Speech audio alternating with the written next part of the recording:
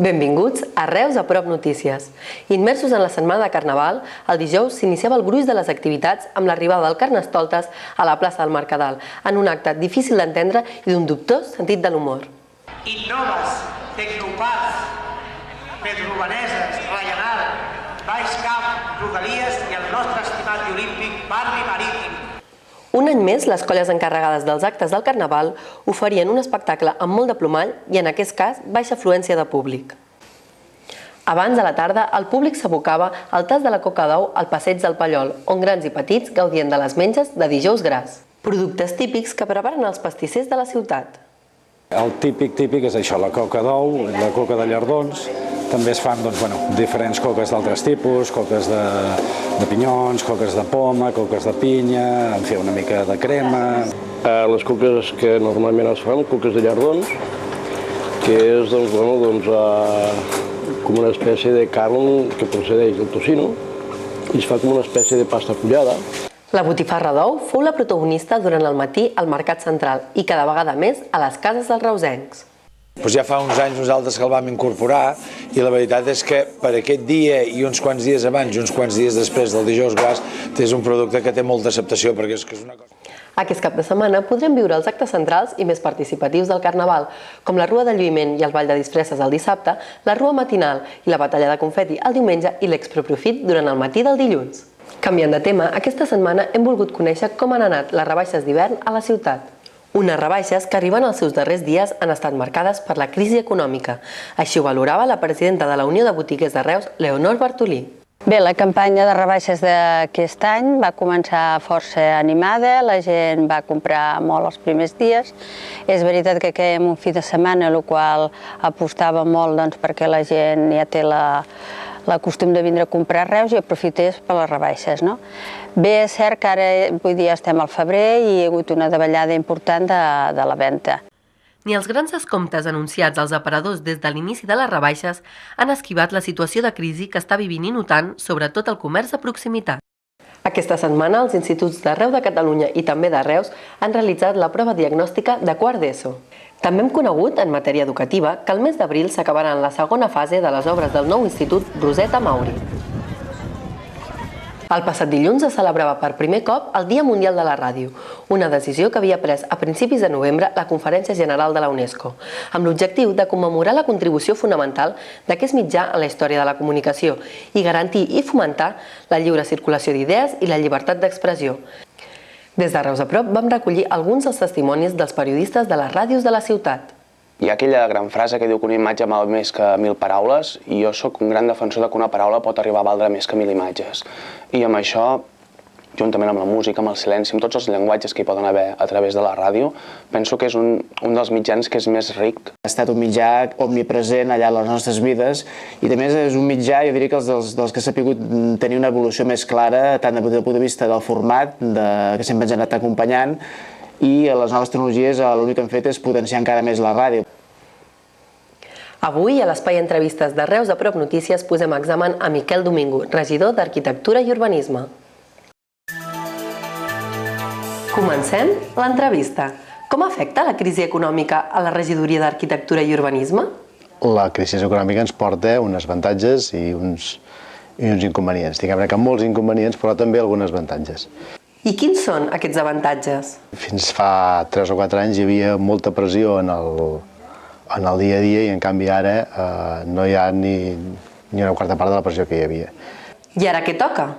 Ara és un temps de reflexionar, de repensar la ciutat i de tornar a eixos que siguin una miqueta més a l'abast de les persones. I com és la redacció del nou Pla d'Ordenació Urbanística Municipal? Respecte al POUM, dir-te que estem pràcticament acabant l'abans de planejament.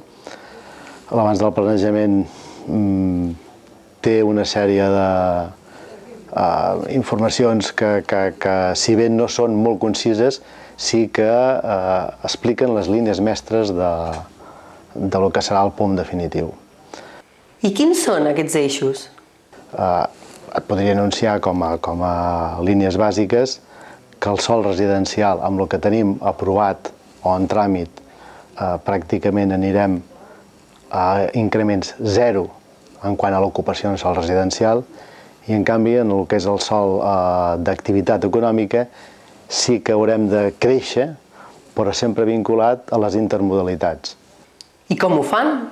És a dir, quan tenim una zona que és al voltant de l'aeroport, estació intermodal i autopista, es crea una intermodalitat de línies de comunicació, doncs allà implantarem noves implantacions.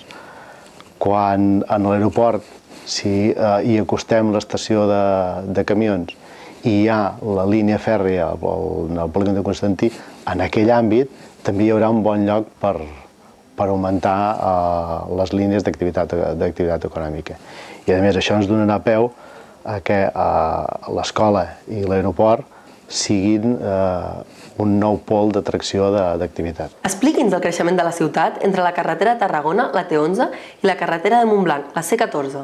En realitat, quan parlem de la T11 i la C14 estem parlant de l'AVE verda, una idea que ja està començada i que cal consolidar. En realitat, la T11 té una traça molt definida, en canvi, en la C14, la veritat és que retallem tot aquell àmbit per anar a morir el que és la prolongació del carrer Flix. Aquest serà el límit en el pròxim POM d'actuació. No arribem fins a la C14, sinó que ho aprimem molt més fins a la prolongació del que actualment se'n diu el carrer Flix. I l'àrea nord de la ciutat? I hem començat converses amb la Direcció General d'Urbanisme, amb l'Institut Català del Sòl, amb propietaris afectats. Amb tots coincidim que la necessitat de reduir l'àmbit i sobretot de reduir l'edificació i el número d'habitatges. I el projecte de la Cedera? Hem parlat amb els promotors, hem parlat amb els propietaris, hem parlat amb les associacions de veïns del voltant. Jo crec que hi ha plena coincidència en que, si bé s'han de respectar certes regles del joc, com per exemple la dificultat existent que es mantingui totes aquestes les alçades que siguin similars, sí que hi ha total coincidència en què s'ha de canviar una mica la manera de posar-se dintre de l'àmbit. Què proposen? Tenim dues propostes que en breu els hi presentarem a tots els afectats, promotors, propietaris i associacions de veïns, i decidirem d'acord amb ells quina és la millor. I l'encaix de la proposta de les torres de l'antic hospital? És un tema polèmic, tenim el compromís que una certa dificultat se'ls ha de donar, és un compromís que va lligat a la construcció del nou hospital i per tant també s'haurà de respectar aquest aspecte, però el que sí que és evident és que les 15 plantes que es podien permetre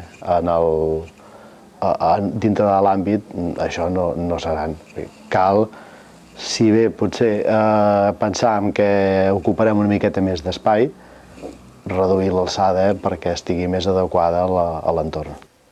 Hem acabat l'entrevista. Fins la propera.